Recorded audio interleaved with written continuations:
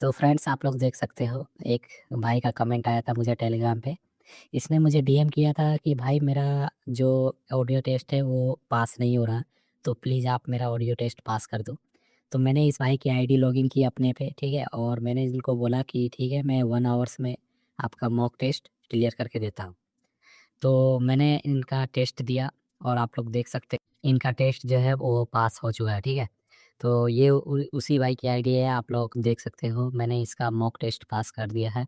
तो अगर आप लोगों को भी ऑडियो टेस्ट पास कराना है या फिर क्यूज पास कराना है तो आप मुझे टेलीग्राम पे मैसेज करो, ठीक है? चैनल के डिस्क्रिप्शन में टेलीग्राम का लिंक मैंने पिन करके रखा है, तो इसमें अभी तक कोई अर्निंग और कोई जॉब नहीं है। मैं इसमें प्रोजेक्ट अप्लाई करने वाला हूँ, इस भाई का भी इंटरव्यू होगा। तो आप लोग फटाफट मुझे टेलीग्राम पे मैसेज करो अगर आप लोगों को भी ऑडियो टेस्ट पास कराना है तो, ठीक है?